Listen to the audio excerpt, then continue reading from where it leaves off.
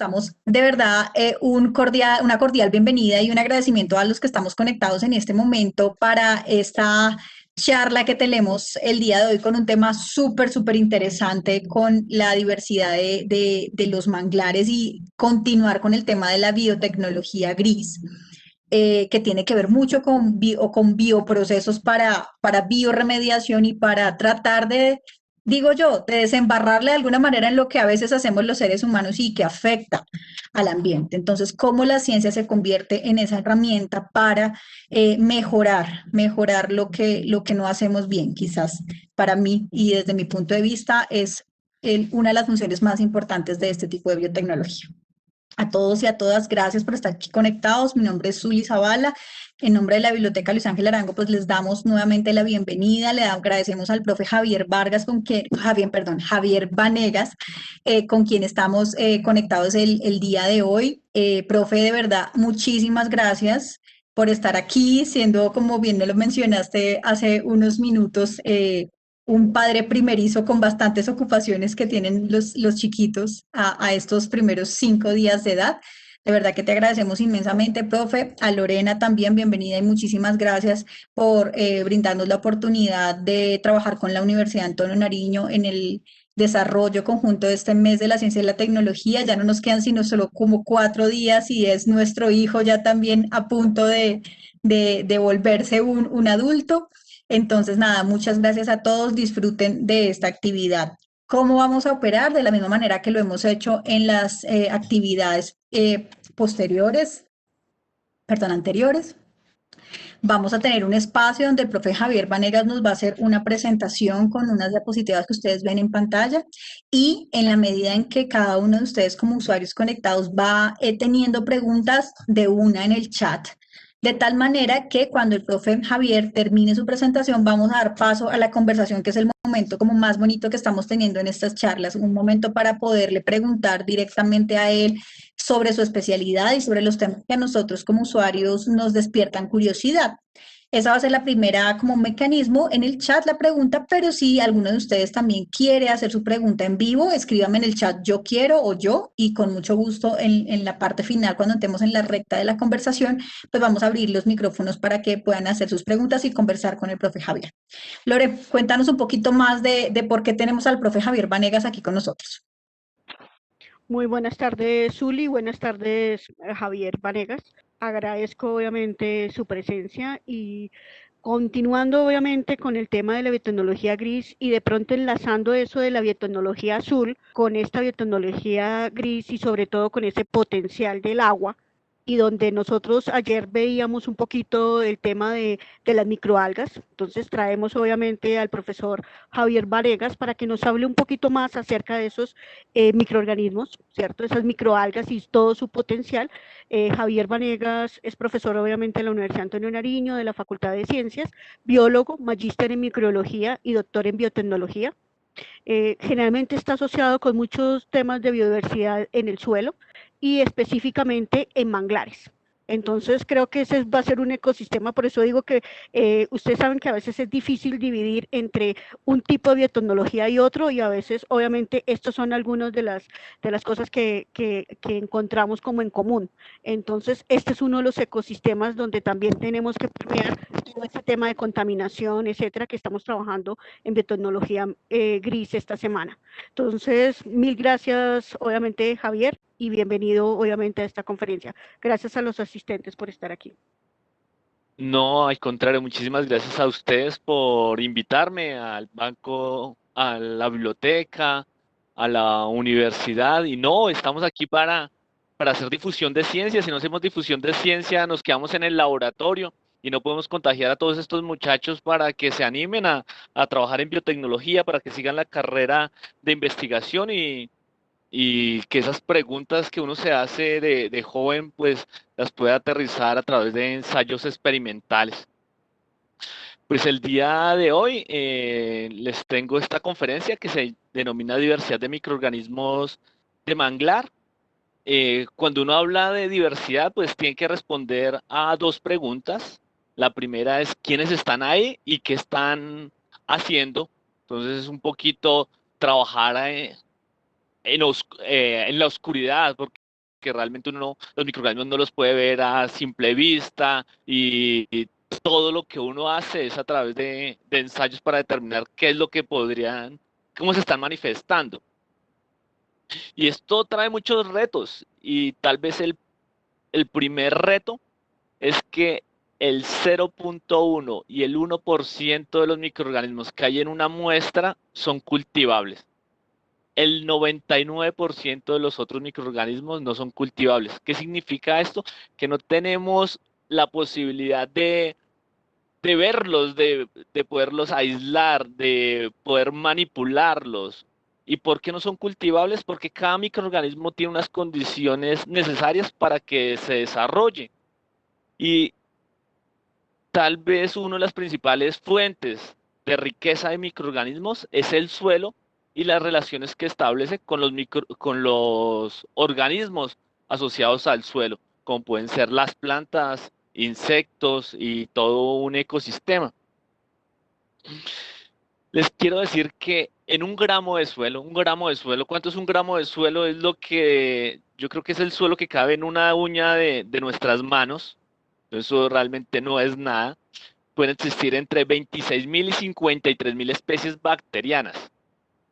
Esto realmente es un número gigante, pero para entrar en contexto, eso es como si el Nemesio el Camacho el Campín, que tiene una capacidad más o menos de 37.000 espectadores, estuviera representado por una especie y que el Nemesio fuera un gramo de suelo. Entonces, quiero decirles que toda la diversidad de un gramo del suelo es muy, muy, muy alta. Y tal vez un dato más cercano es que todas las especies de Colombia registradas equivalen a 51.330 especies. Eso significa que toda la diversidad de las especies de Colombia, Colombia el segundo país más megadiverso del mundo, podría estar representada en un solo gramo de suelo. Y cuando hablo de estas especies, hago referencia a especies que excluyen tanto a microorganismos como no, a microorganismos nada más. Entonces, Colombia, el segundo país más megadiverso del mundo, que tiene 51.000 especies, pues fácilmente podría duplicar sus especies si conociéramos toda la diversidad que tienen estos microorganismos. Y una cosa también interesante es que ese gramo de suelo podemos encontrar 1 por 10 a la 18 microorganismos. Eso significa que esos 50.000 especies que hablamos están distribuidas en 1 por 10 a la 18. Esa sería su abundancia. Pues realmente eso es una cantidad muy grande. Eso es un 1 seguido de 18 ceros. Eso es lo que quisiéramos que nos pagaran. Eso es el, el cariño que se le tiene a alguien. Realmente es una cifra muy grande. Pero pongámoslo un poquito más en contexto, eso es como si cogiéramos la población del mundo y la multiplicáramos nuevamente por la población de la Tierra. Y todos estos datos para decirles, estamos hablando de un gramo de suelo en un determinado ecosistema. Entonces lo que vemos es que la diversidad microbiana es realmente desconocida. Solo conocemos el 1% de esos microorganismos que son una diversidad gigante. Y con ese 1% de microorganismos que conocemos, ¿qué hemos hecho? Pues muchas cosas. Por ejemplo, todos los procesos de fermentación son por microorganismos que podemos cultivar. Los fermentados como los lácteos o la misma cerveza, gracias a ese 1%. Disfrutar de un delicioso queso o pan, gracias a ese 1%. Extender nuestra expectativa de vida gracias al desarrollo de antibióticos, gracias a ese 1%. A partir de microorganismos promisorios, aquí les traigo un ejemplo de una microalga, una espirulina, que puede producir hasta el 70% de nitrógeno, lo que que representa el 70% del nitrógeno de su biomasa o del cual se pueden extraer betacarotenos, fármacos, aminoácidos y vitaminas, representan ese 1% desconocido. Y ese 1% ha permitido, por ejemplo, que mucho sector costero desarrolle una economía que gira alrededor de las microalgas.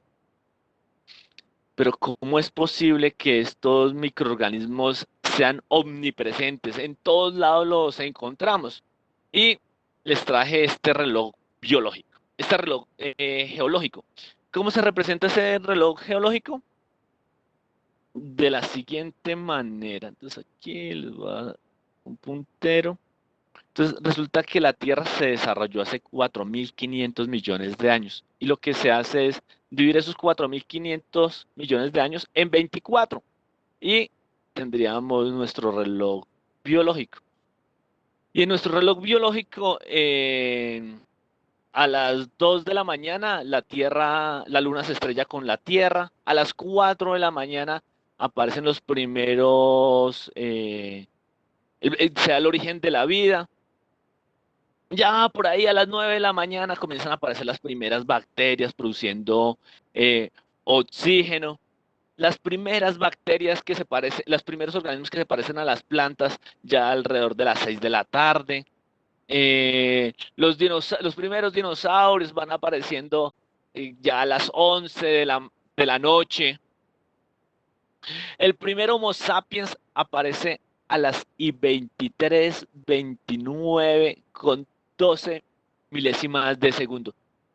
Y el humano moderno aparece a las y 23:56 milésimas.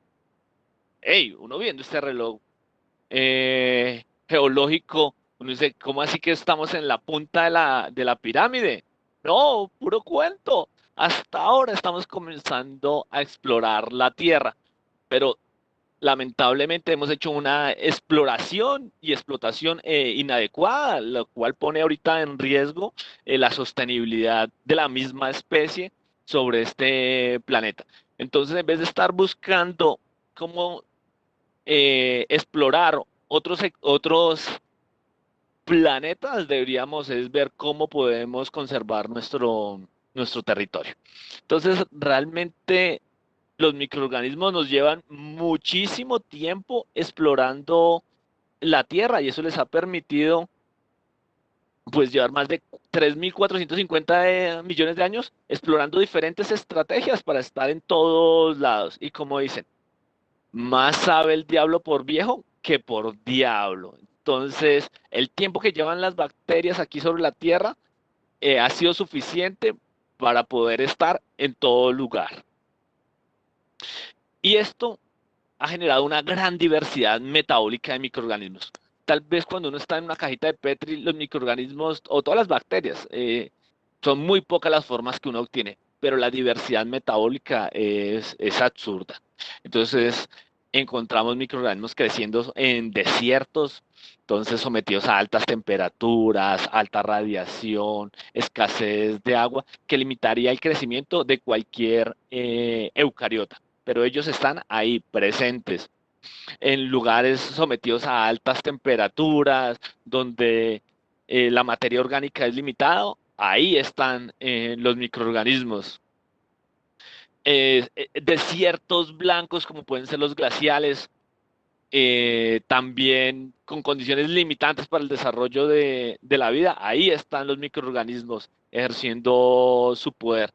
Y Colombia, que tiene las condiciones óptimas para el desarrollo de la vida, como son los bosques húmedos tropicales, pues tienen que ser pioneros en estas exploraciones de ecosistemas. Aquí les traigo una foto de un manglar. Entonces los manglares son ecosistemas costeros, lo vamos a ver más adelante, sometidos a fluctuaciones dramáticas para la vida de nivel de salinidad, de inundaciones, de disponibilidad de oxígeno. Pero ahí están los microorganismos, como no decirlo, que están en nuestros mares, interactuando con diversas especies marinas. Colombia, el segundo país más megadiverso del mundo, tiene 3.400 tipos de ecosistemas, y esos 3.400 tipos de ecosistemas pues también habla de una diversidad microbiana impresionante, del cual se puede hacer múltiples exploraciones biotecnológicas. Y tal vez, después de esta introducción, les quiero decir que la mayor riqueza de nosotros a nivel de diversidad está bajo nuestros pies, y es el suelo y las interacciones que genera con muchas plantas.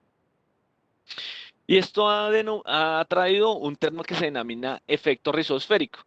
Entonces, como su nombre lo indica, rizos significa raíces y esférica es todo lo que está alrededor de las raíces.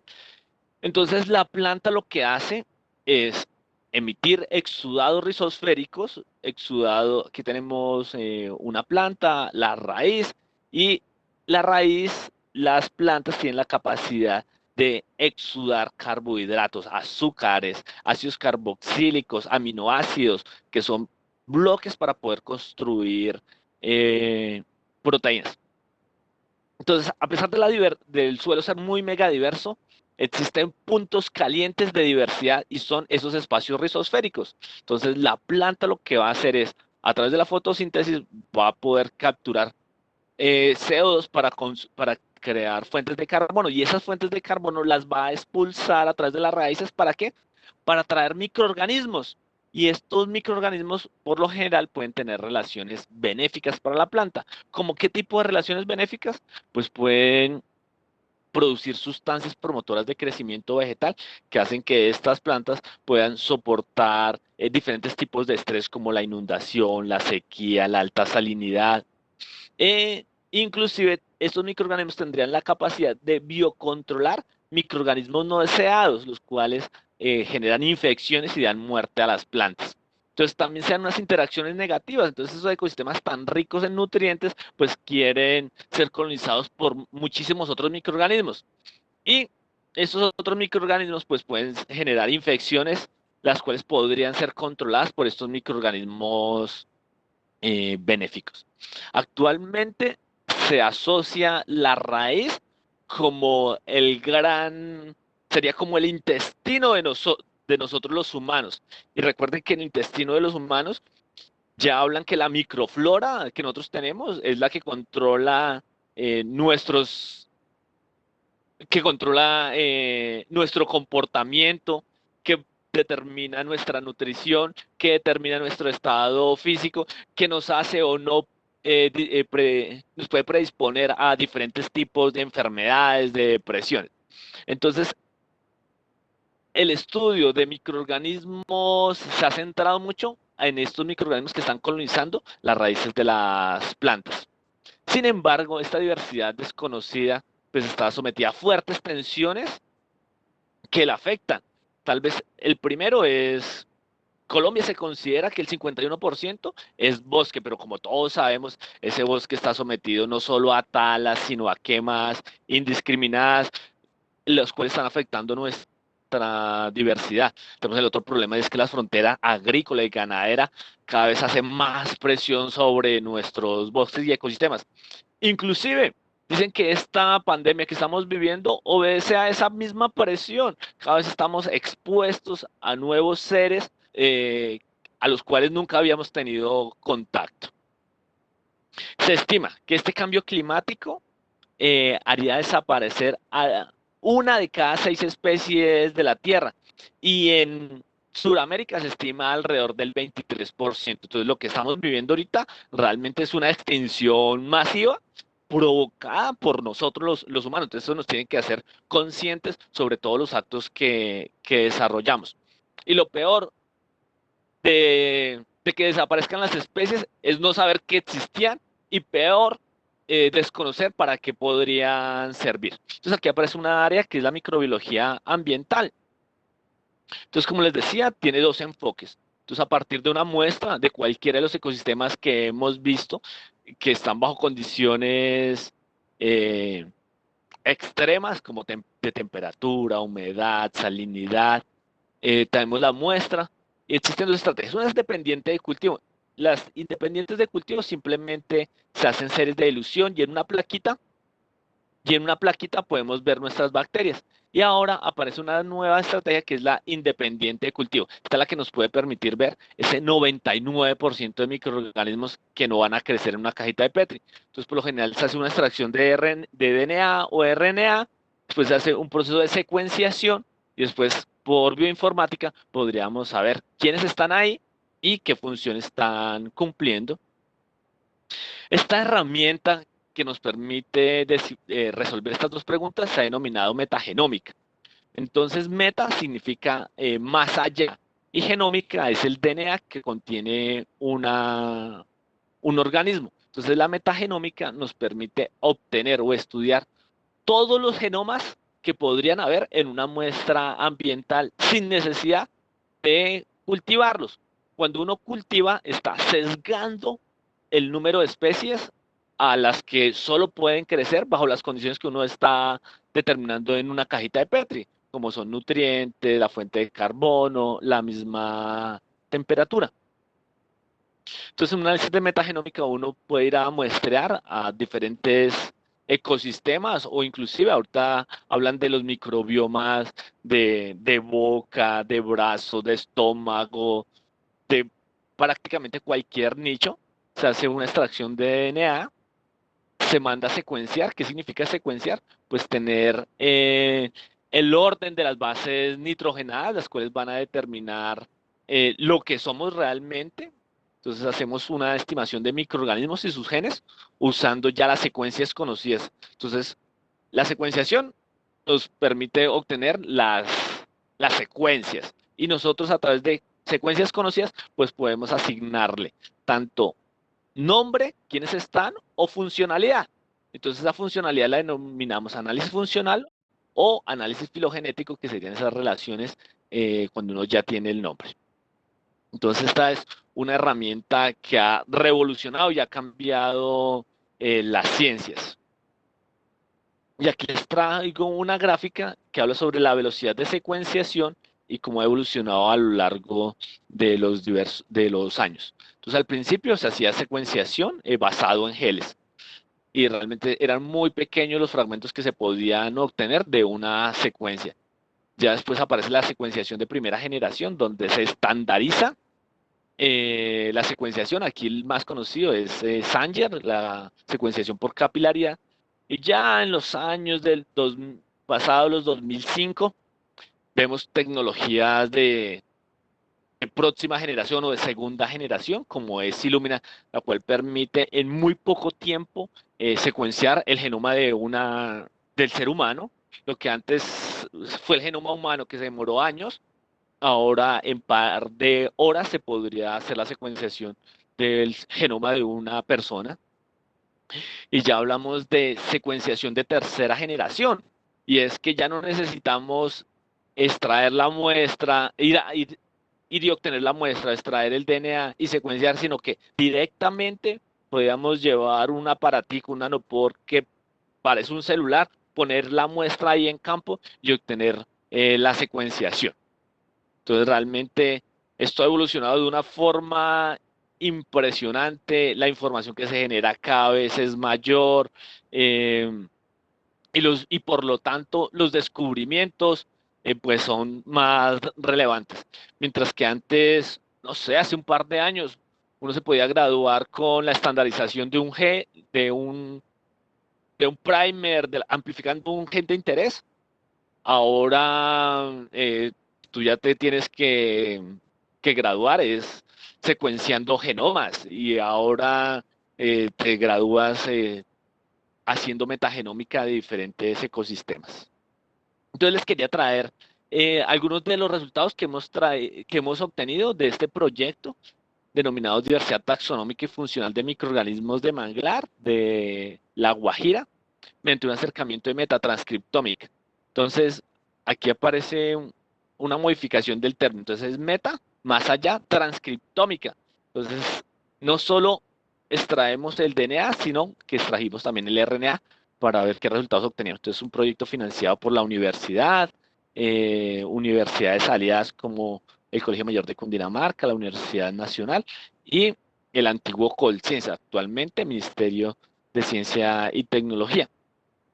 Entonces los quiero contextualizar un poquito sobre cuál es el papel de los microorganismos de manglar. Entonces los manglares pues son ecosistemas costeros que están en toda la parte tropical y subtropical del mundo.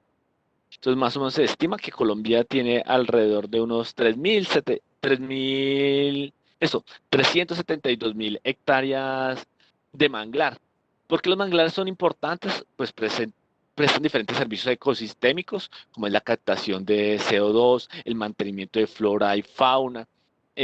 Son tan ricos que tienen la capacidad de exportar materia orgánica, la cual es moneda, es dinero para otros ecosistemas para que se puedan desarrollar. Una cosa importantísima de los manglares es que es estabilizador de suelos. Entonces ahorita vemos como ante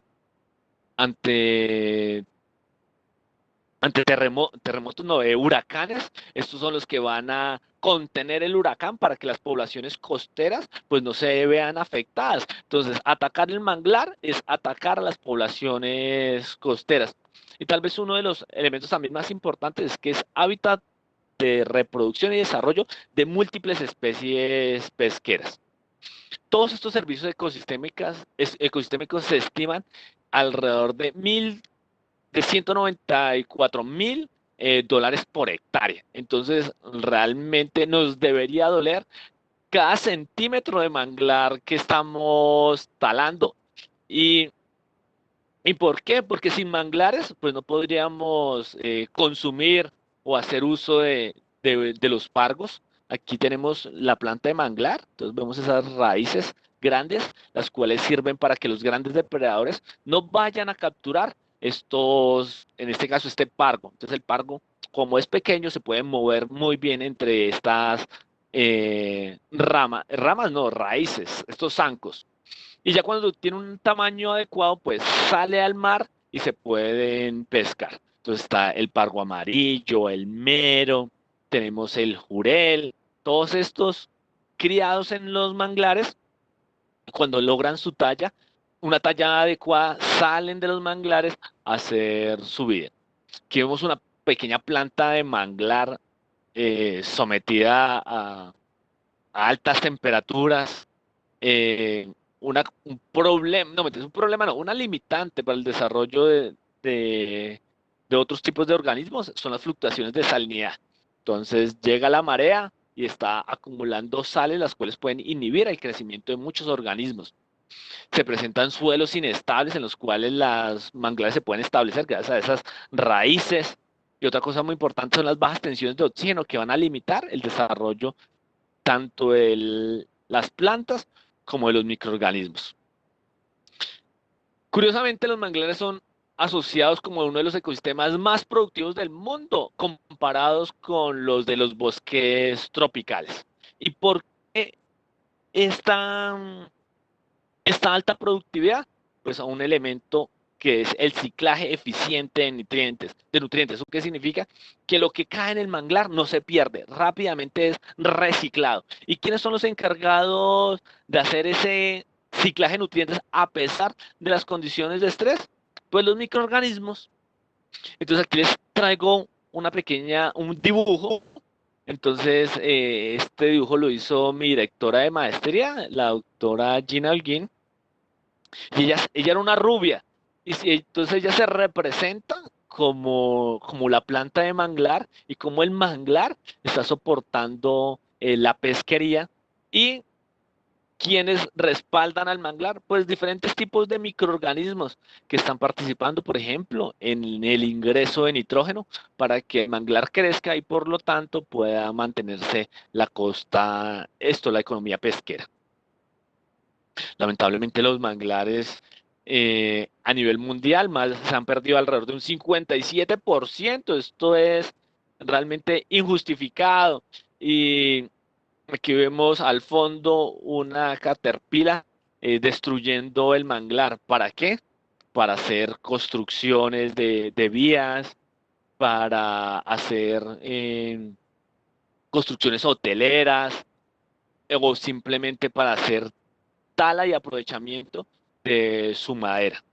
Curiosamente, los lugares más densos del mundo, del trópico y subtrópico, son lugares que tienen una alta densidad poblacional, los cuales generan una tensión muy fuerte sobre los manglares.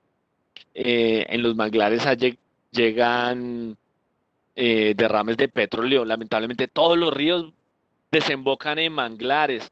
Los asentamientos humanos pues tienen a muchos manglares como botaderos. También las aguas negras son depositadas no llegan a los manglares generando procesos de eutroficación y por lo tanto cambiando toda la dinámica del ecosistema.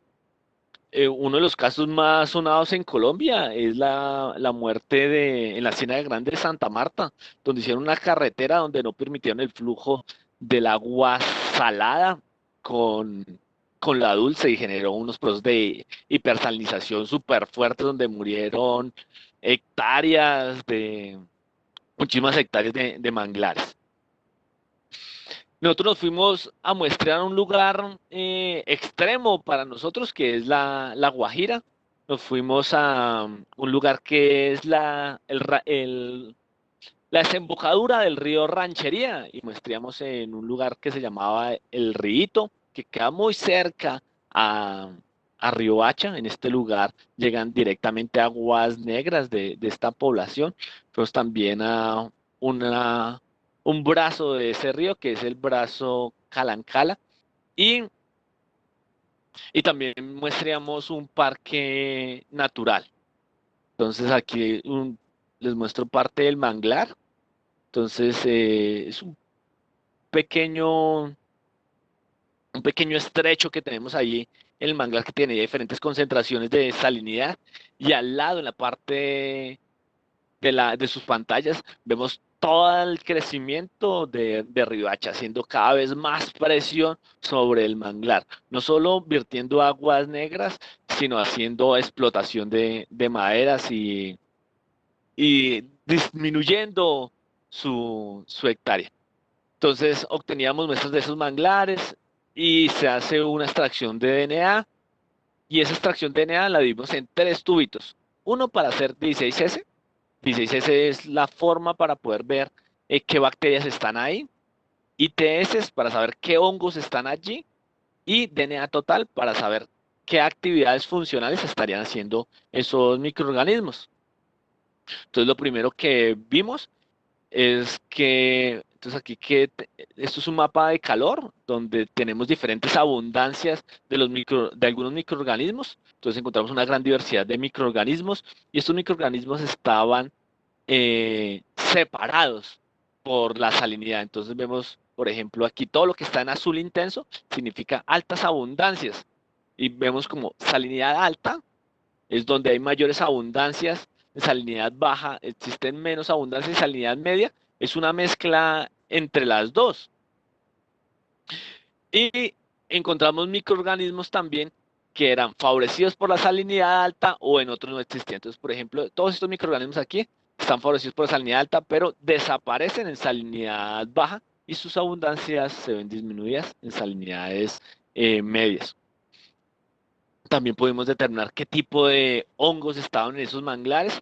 Entonces, simplemente quiero resaltar que hongos como Aspergillus, Penicillium, Trichoderma han sido ampliamente reportados como productores de controladores biológicos de plagas, productores de sustancias para promover el crecimiento vegetal, solubilizadores de fósforo.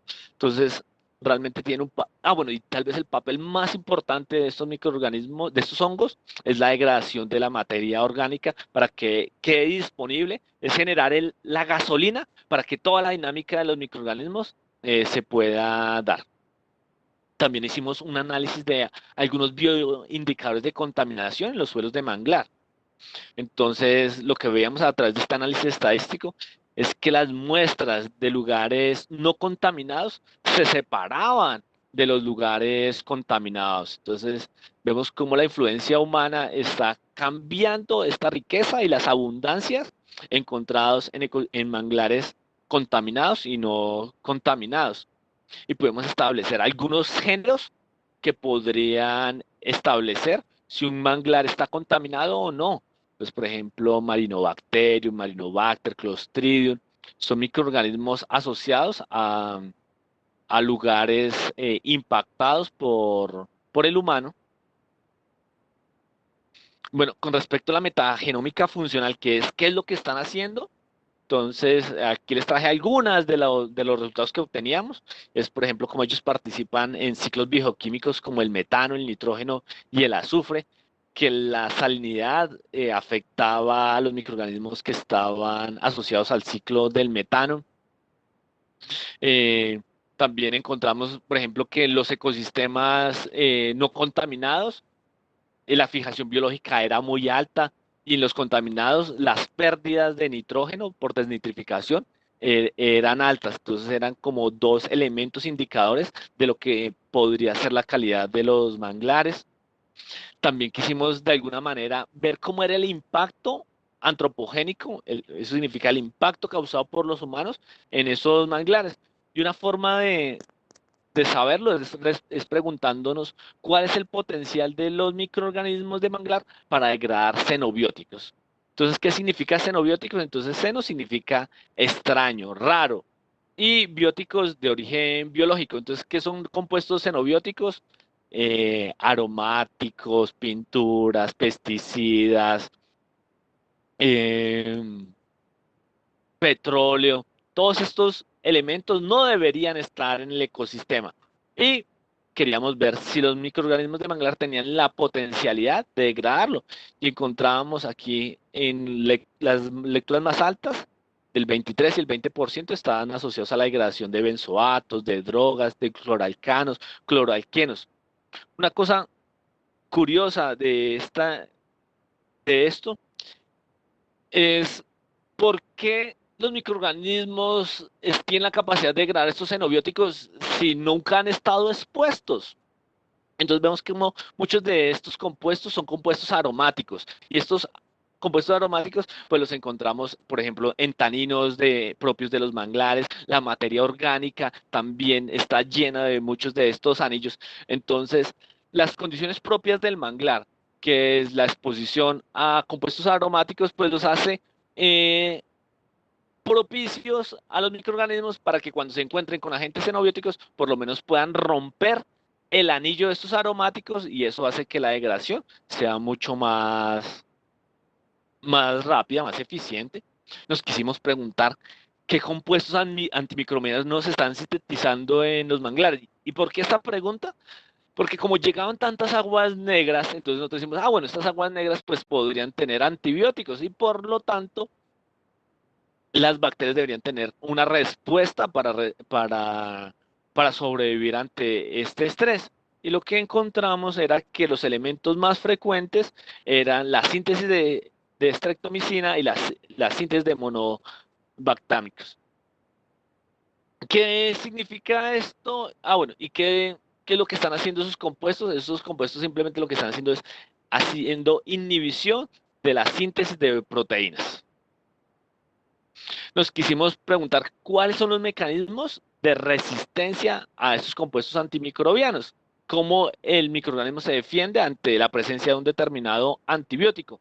Y aquí yo les resumo esta tablita y lo que dice es que la mayoría de estrategias son bombas de flujo. ¿Cómo funcionan las bombas de flujo?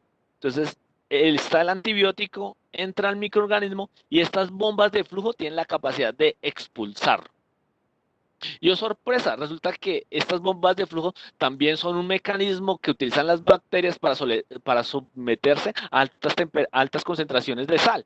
Entonces, ante altas concentraciones de sal, lo que yo estoy haciendo es expulsando la sal.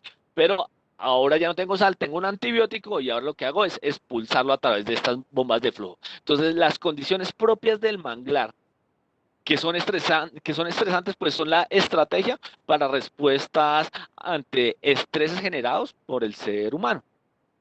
Bueno, entonces ya como de algunas de las conclusiones generales que obtuvimos de nuestro análisis de los genomas de los manglares, es que realmente la salinidad influye sobre las abundancias y las abundancias de bacterias y hongos.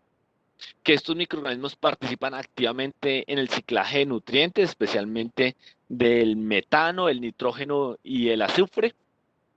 Y lo que predominaron fueron las reacciones reductoras y anaeróbicas, que son condiciones propias de manglares. Que estos manglares tienen el potencial para degradar diversos compuestos xenobióticos y sintetizar compuestos antimicrobianos. De estas conclusiones, de este trabajo también vimos muchas limitaciones de lo que nosotros denominamos la metagenómica. Y una es que existe una variabilidad propia de la muestra, del DNA que se puede extraer de la muestra. Entonces, la estandarización de la extracción de DNA, pues es algo que va a determinar variaciones de resultados. Realmente, muchos de los microorganismos no cultivables no los pudimos, bueno, la mayoría son microorganismos no cultivables. De todas las secuencias que obteníamos, muchas no teníamos homología. ¿Eso qué significa? Que no se la podíamos asignar a alguna especie conocida. Los trabajos de bioinformática, muchos no son estandarizados, entonces eso no permite comparar muy bien los resultados que uno obtiene. Fue muy difícil encontrar correlaciones entre el 16S, ¿eso qué significa? El nombre de la bacteria y lo que hacía. Entonces les doy un ejemplo. Cuando una especie termina en azo significa nitrógeno, entonces uno dice Azotobacter, Azospirillum, Azomonas, uno rápidamente puede decir, este microorganismo está asociado al ciclo del nitrógeno. Pero si yo tengo, no sé, Pseudomonas, Bacillus, pues realmente puede estar haciendo cualquier actividad, entonces eso es complejo. Y bueno, se requiere mucho tiempo de cómputo para el análisis de estos genomas y también se pueden generar falsos negativos. Es necesario también validar estos resultados por técnicas analíticas, como pueden ser, así sean simplemente actividades enzimáticas o inclusive los mismos aislamientos de los cultivables, y validar que lo que uno ve en el DNA se puede estar dando a nivel de RNA. Bueno, aquí les traje una fotografía con quien hemos trabajado. Yo realmente los represento a todos ellos. Esto realmente es un trabajo en conjunto. Y nada, pues agradecerle al banco, a la biblioteca y a la universidad por esta invitación. Muchas gracias, profe. Creo que nos tenías súper entretenidos con tu presentación. Me encantan los temas de los datos, que son supremamente importantes para hacernos una idea de la importancia, pues, de los microorganismos en el suelo, que no me imaginé jamás que fuera tan astronómica, ¿no? Entonces, supremamente importante. Muchas gracias, profe. Entonces, bien, creo que vamos a arrancar con las preguntas de nuestro público. Por aquí no veo muchas, más como agradecimientos y cosas, pero abramos este espacio para conversación y quien quiera hablar entonces puede hacer su pregunta o sencillamente escribirla o decirme yo en el chat y con todo gusto abrimos los micrófonos. Yo por mi parte tengo, bueno, aquí ya hay varios. Yo, Hernando Bolívar, listo, vamos a darle la palabra a Hernando. Denme un segundo aquí mientras le abro el micrófono a Hernando. Listo, Hernando, estás al aire. Buenas tardes todavía, ¿no? Sí, Bueno, primero que nada, muy interesante la presentación, muy impecable. Yo tenía una duda, de pronto me descuidé un momentico, pero ¿de dónde tomaron las muestras para hacer el estudio del microbioma? Si fue de sedimentos, si fue de partes de las plantas, o sea, del manglar, hojas, tallos. Sí, Hernando, te agradezco. Nosotros hicimos análisis de suelo rizosférico de una planta que se llama Avicennia germinans. Entonces, los ecosistemas de manglar tienen alrededor de 5 especies predominantes arbóreas.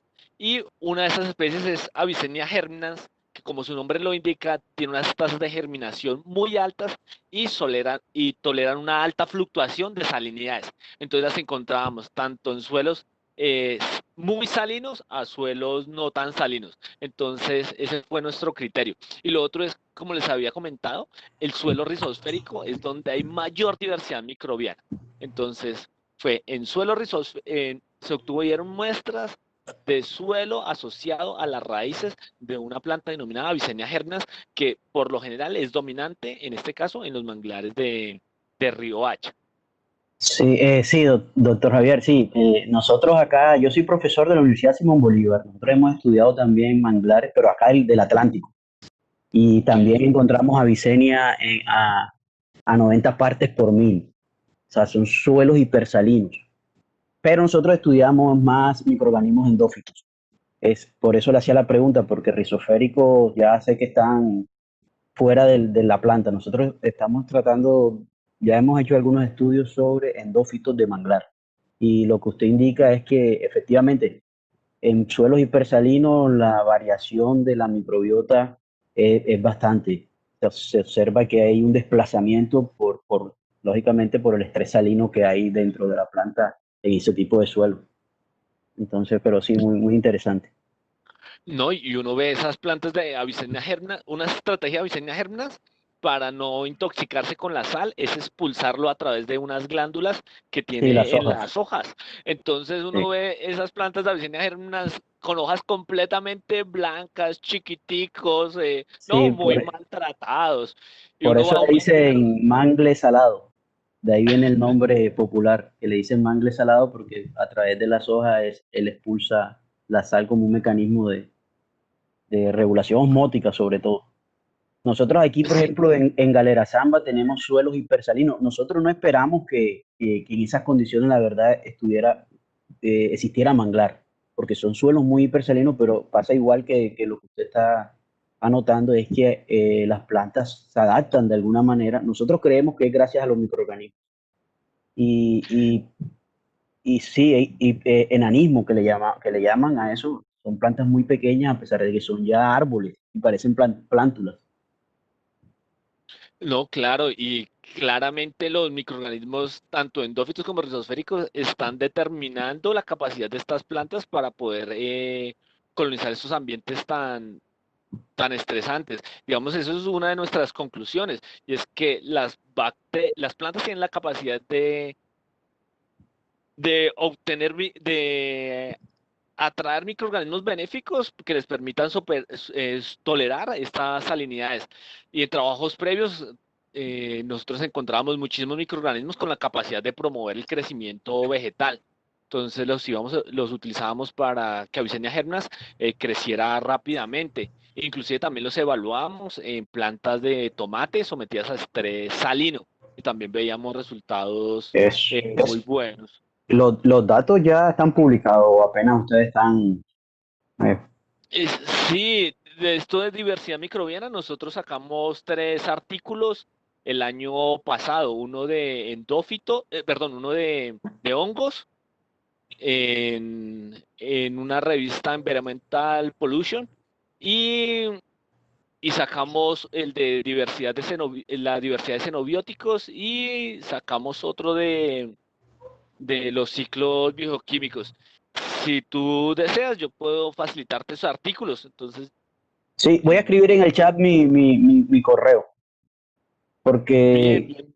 para si me los puedes regalar, sería, porque yo tengo esa línea aquí de investigación y bueno, por eso me anoté a la charla, porque es bueno saber los colegas que están trabajando.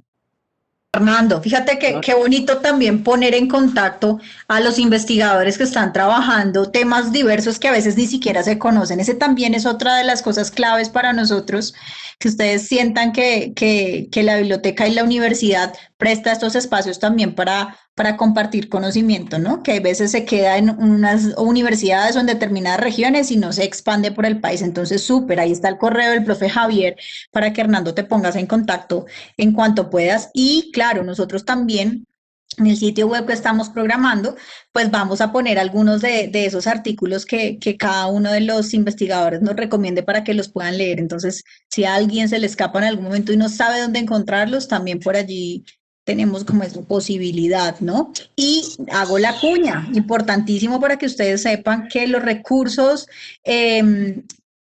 digitales, como el acceso a las bases de datos que tiene la Biblioteca Luis Ángel Arango, está en acceso libre, súper importantísimo para los que hacen investigación y les gusta leer revistas científicas, Entonces, todos esos recursos, incluso libros también digitales, están disponibles. Métanse en Google y busquen colección digital Banco de la República y ahí les aparece cómo hacer el ejercicio para poder tener esta suscripción de manera gratuita mientras dura la pandemia, que es lo más importante. Bien, ¿quién más dijo Sí. yo? Bueno, muchas Yo, gracias. yo quería Con decirle, todo Armando, gusto. que las ciencias se hacen a través de la cooperación. Uno solo no hace nada. Entonces, Sí, desde la te, Universidad Antonio te- Nariño, pues tenemos fortalezas muy fuertes en todo lo que es genómica, metagenómica. Entonces, abiertos a cualquier tipo de vale, cooperación. Doc, le voy a compartir los artículos que nosotros hemos publicado, más de evolución, realmente. En la Ah, parte de microbiología no hemos metido, pero más de evolución de lo cómo, o sea, porque hay que hacer masa crítica en el tema de manglar aquí en Colombia. Está muy golpeado ese ecosistema.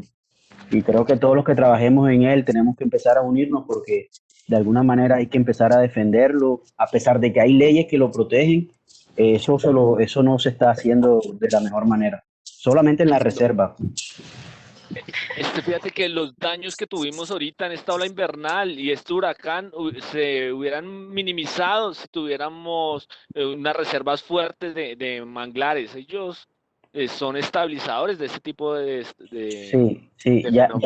ya el Inbemar viajó a Providencia y ha montado fotos, no sé si usted las ha visto, en la página donde ven el antes y el después y los manglares están casi intactos, demostrando que son una barrera fundamental para defender las costas contra todo esto que se viene del cambio climático, aumento del nivel del mar, aumento de las categorías de los huracanes. No va a ser el único huracán de categoría 5 que va a golpear a Colombia de ahora en adelante. Así que el país se tiene que preparar y utilizar la naturaleza. Yo decía en algún momento, utilizar la naturaleza contra la naturaleza creo que va a ser lo fundamental.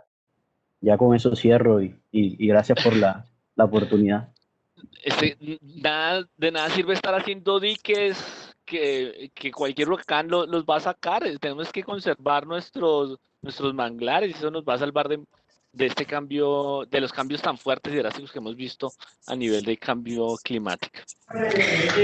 Bueno, muchas gracias Fernando por tus aportes muy valiosos. También me antojé de que me compartas tus artículos, entonces te puse mi correo ahí en el chat para que también los podamos, si nos lo autorizas, pues poner en la página web como referencia también estos temas que has investigado en la universidad. Entonces, súper importante. Voy en orden, hay ya varias preguntas, voy a ir en orden en cómo han ido llegando. Me permito, profe, leerte esta de Lady Riveros. Lady dice... Profe, buenas tardes. Primeramente, muchas gracias. Por otra parte, ¿podría, por favor, profundizar en la dinámica o el comportamiento en sí de los microorganismos para darle esas propiedades de las plantas, digamos, a nivel metabólico? Sí. Entonces, por ejemplo, los microorganismos pueden producir sustancias reguladoras como la producción de ácido indolacético, giberelinas, que permiten que la planta se vea estimulada y por lo tanto haya una elongación celular y esa elongación celular se ve a través de un mayor número de pelos radiculares y esto lo que va a permitir es la exploración de nuevos nutrientes y, y espacio y agua para que esta planta se pueda desarrollar mejor. Por ejemplo, también cuando la planta está muy estresada, ella comienza a producir etileno. Y el etileno lo que va a hacer es reducir se va a quedar quieta la planta en el sentido que no va a crecer la raíz. Entonces eso genera una limitante y es que agua y nutrientes van a quedar, no se van a explorar. Entonces algunas bacterias pueden romper los precursores de ese etileno y decirle a la planta, no es tan estresante, no te preocupes, sigamos creciendo y desarrollarnos. Y por lo tanto la planta puede llegar a salir de ese estrés gracias a los microorganismos. Entonces, ampliamente reportado en estrés hídrico, en estrés salino y en altas temperaturas. También para el ciclaje eficiente de elementos como el nitrógeno. Entonces las bacterias tienen la capacidad de fijar el nitrógeno atmosférico. La mayoría del nitrógeno es muy caro, no está ahí disponible en el suelo, pero está en altas abundancias en el aire. Entonces las bacterias tienen la capacidad de fijar ese nitrógeno y parte de ese nitrógeno incorporarlo a las plantas. Entonces una planta sin nitrógeno no va a crecer. Entonces los microorganismos, ya sea tomando ese nitrógeno a la hora de morir o transfiriéndolo directamente, van a permitir que la planta crezca. Igual que el fósforo. Mucho del fósforo, digamos, en los manglares está atrapado por el calcio. Entonces ese fósforo atrapado por el calcio lo pueden solubilizar microorganismos, como su nombre indica, solubilizadores de fosfato. Y el fosfato pues es un elemento esencial para el crecimiento de las plantas. Entonces vemos que no solo es en nutrición, en reguladores de crecimiento, inclusive también a través de algunos organismos fitopatógenos que pueden atacar la planta. Entonces estas bacterias tienen la capacidad de producir compuestos antimicrobianos para que no se dé para que esos microorganismos no puedan invadir la planta y por lo tanto ella pueda desarrollarse normalmente. Entonces esta es la forma en que los microorganismos impactan directamente sobre el crecimiento y desarrollo de las plantas. Mil gracias, profe. Bueno, aquí tenemos otra de Camilo Andrés Granados. Él dice, ¿han considerado realizar estudios sobre los productos bioactivos que producen los microorganismos de estos manglares en Colombia para combatir la resistencia microbiana a los antibióticos? No, fíjate que los microorganismos como son tan megadiversos, es muy frecuente, sobre todo el aislamiento de actinos para la producción de nuevas sustancias antimicrobianas. Entonces, yo creo que los manglares, como son tan ricos y hay una alta diversidad microbiana y las competencias e interacciones son tan fuertes, es muy probable, no, y la publicidad, no, la ciencia, los reportes, es muy frecuente, obtención del metabolismo 2348 de la actinobacteria tal que permite la muerte de de bacterias de importancia clínica. Entonces, realmente ese no es mi fuerte, pero sí nuestros datos de metagenómica indican que tienen la capacidad de producir tanto sustancias antimicrobianas como sus propiedades para responder a otras bacterias o a otros antibióticos. Pero sí, me parece que muchísimos investigadores han volcado sus esfuerzos hacia los manglares para buscar microorganismos con nuevos potenciales antibióticos. Gracias, profe. A ver, yo estoy por aquí esperando la pregunta de Lorena, que siempre nos sorprende con sus preguntas. Igual aquí también ya no tenemos más preguntas aquí en el chat, pero había visto una mano levantada, me bajaron la mano. No sé si quieran alguien más preguntar algo. Yo tengo mis preguntas, pero son muy sencillas, no son tan especializadas como las preguntas que nos han hecho en el chat. Pero entonces estoy pendiente por aquí de quién quiere levantar la mano o decir yo. Yo voy a hacer mi pregunta mientras terminan todos Dale. de su... Profe, ¿por qué los manglares? Pregunto yo. ¿Por qué en su especialidad decide estudiar los manglares y no otro tipo de ecosistema? Como yo llego a los manglares, yo soy egresado de la Nacional y resulta que la Nacional tiene universidades de frontera y dentro de esas universidades de frontera, para uno de los investigadores ha trabajado toda la vida con manglares. Entonces, yo me gané una beca ya en pregrado para comenzar a estudiar manglares. Y los manglares siempre tienen cerca una playa y con la playa hay sol y el sol es vida. Entonces fue mi primer acercamiento de estudiante de pregrado. Y ya cuando me comienzo a meter en los manglares, pues comienzo a ver que son ecosistemas estratégicos para nosotros por todos los servicios ecosistémicos que prestan, que la pesquería dependa de los manglares, pues le da un aviso de la relevancia que tienen. Cada vez que hay huracanes, salen a relucir los manglares. Y tristemente, los manglares, por su importancia, están sometidos a muchísimos impactos antropogénicos. Entonces, eso también ha volcado que muchos investigadores vean cuál es la respuesta de estos manglares para soportar estos estrés. Y lo otro es que los manglares son considerados puntos calientes de biodiversidad. Y es tal esa biodiversidad y productividad que se comparan con el Amazonas, con nuestros bosques y nuestros bosques húmedos tropicales. Entonces, realmente son ecosistemas muy estratégicos.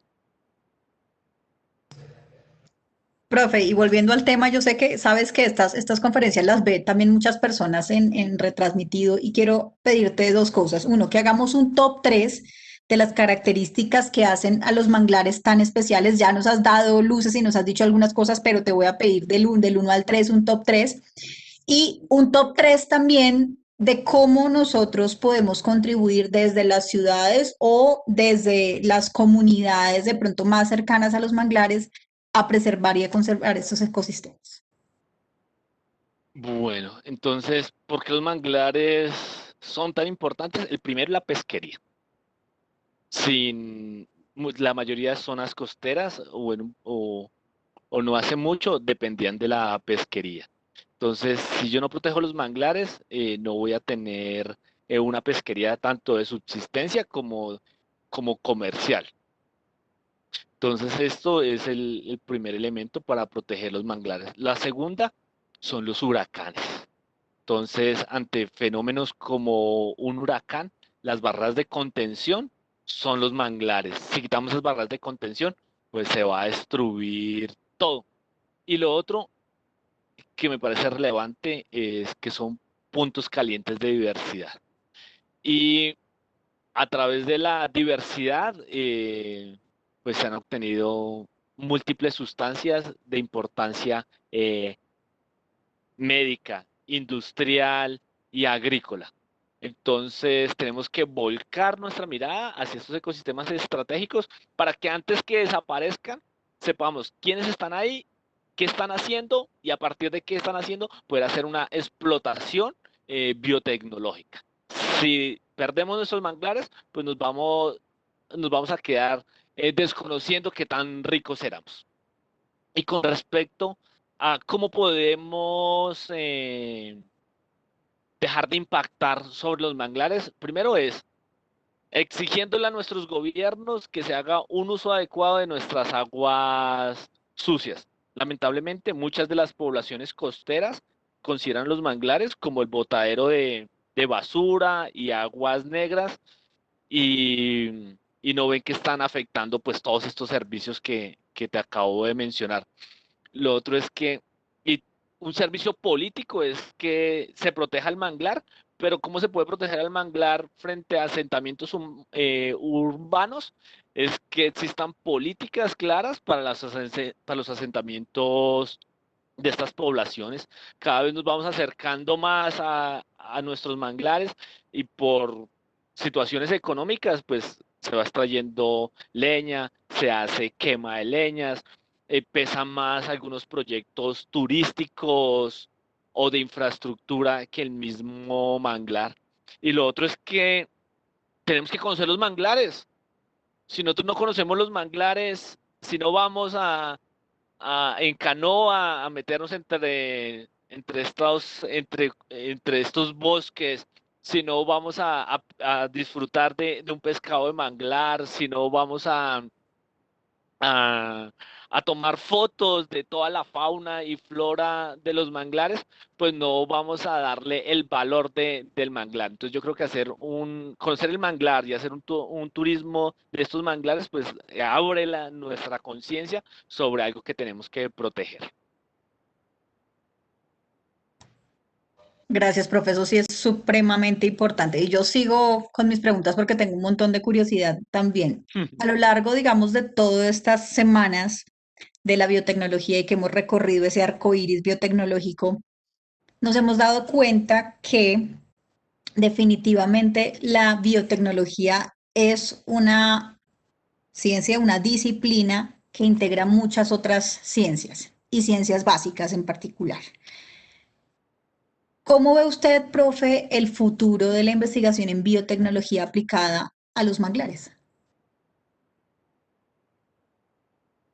Yo creo que no hay suficiente masa crítica estudiando los manglares y la masa crítica es la que permite el avance y desarrollo de las ciencias.